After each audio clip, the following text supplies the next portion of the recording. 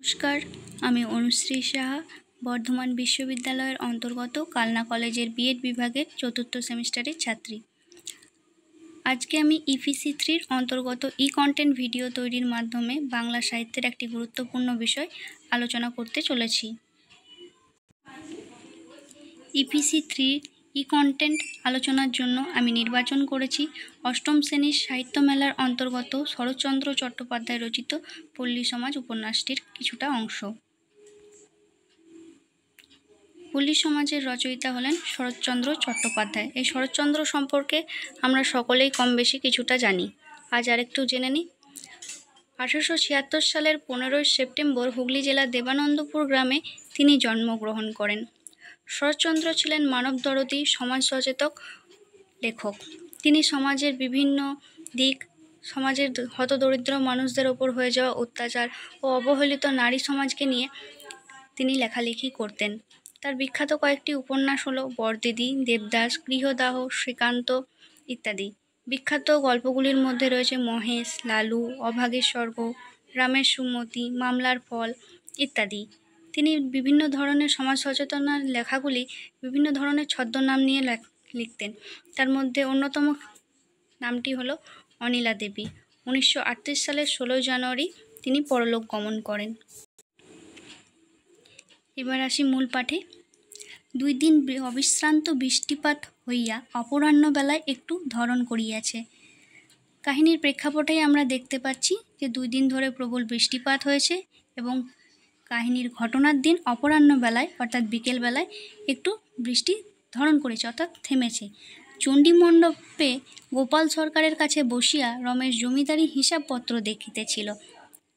আমরা এখানে দুটি চরিত্রের নাম পাই, রমেশ ও গোপাল সরকার।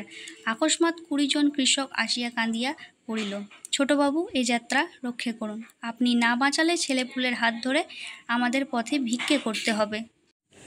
কি দেখছি, হঠাৎই 20 জন কৃষক এসে রমেশকে ছোটবাবু সম্বোধন করে তাদেরকে বাঁচানোর জন্য অনুরোধ করছে। বিষয়টি দেখি কি। রমেশ অবাক হইয়া কহিল, ব্যাপার কি? রমেশ বিষয়টা বুঝতে পারেনি, তাই তাদের জিজ্ঞেস করল, ব্যাপার কি? চাষিরা কহিল, 100 বিঘের মাঠ জলে ডুবে গেলে জল বার করে না দিলে সমস্ত ধান নষ্ট হয়ে যাবে বাবু, গায়ের একটা ঘরও খেতে পাবে না। অর্থাৎ আমরা আগেই দেখলাম যে 2 দিন ধরে প্রচুর পরিমাণে বৃষ্টি হয়েছে, ফলে ধান জমিতে জল জমে গেছে এবং সেই জল নিকাশি ব্যবস্থা না হয় জমির সমস্ত ধান নষ্ট হয়ে যাবে। তাই তারা জল নিকাশি ব্যবস্থার জন্য ছোটবাবু অর্থাৎ রমেশের কাছে আবেদন জানাতে এসেছে। রমেশ কথাটা বুঝিতে পারিল না। রমেশ তখনও সেই বিষয়টি পরিষ্কার করে বুঝতে পারল না। গোপাল সরকার অর্থাৎ তার সহকারী কৃষকদের কয়েকটি প্রশ্ন করে বিষয়টা পরিষ্কার করে দিল। অর্থাৎ জমির জল কেন বের করা যাচ্ছে না সেটা নিয়ে।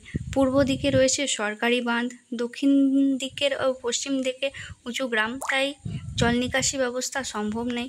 আর দক্ষিণ দিকের জমি যেটা রয়েছে সেখানে রয়েছে মুখুজ্জে ও ঘোষালদের একটা জলা জমি এবং পুকুর, সেদিক দিয়ে জল নিকাশি করা যায়, কিন্তু গোপাল সরকার জানায় সেই পুকুরে প্রতি বছর 200 টাকার মাছ বিক্রয় হয়, তাই সেটাকে বেনিবাবু কড়া পাহারায় আটকাইয়া রাখিয়াছেন অর্থাৎ পাহারা দিয়ে রেখেছেন।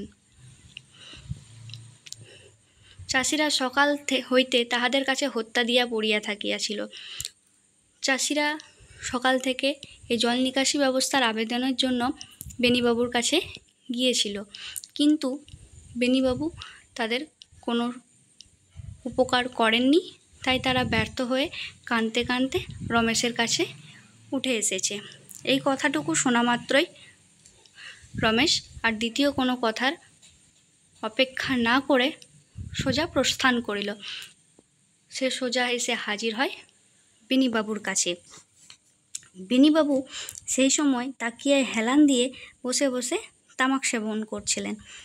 রমেশ তার ঘরে প্রবেশ করে কিছুমাত্র ভূমিকা না করিয়াই কহিল, কোনো সৎ সম্ভাষণ না করে সে বলল, জলার বাঁধ আটকে রাখলে তো চলবে না, সেটা কাটিয়ে দিতে হবে। অর্থাৎ সে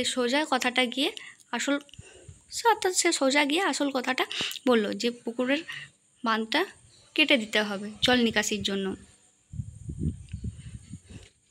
বেনি হুঁকাটা হালদারের হাতে দিয়া মুখ তুলিয়া বলিল, কোন বাঁধটা?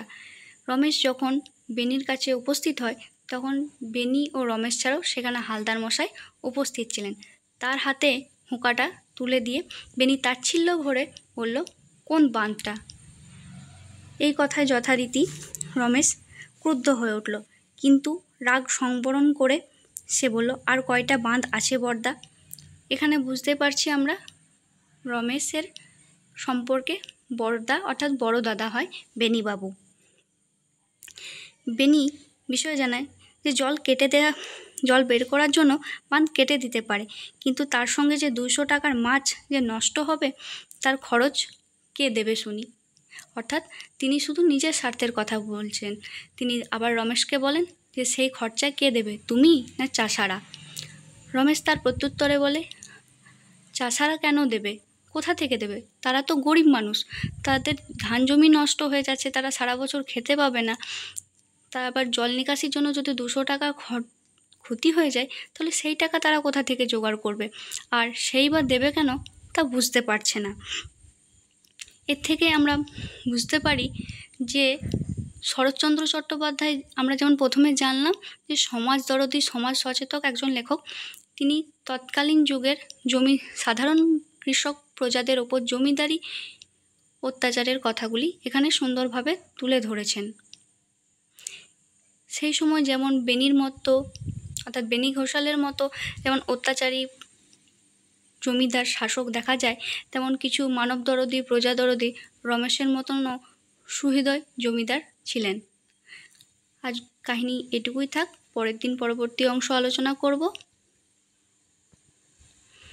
ধন্যবাদ। এই ধরনের আরও কন্টেন্ট পেতে চ্যানেলটি সাবস্ক্রাইব করুন।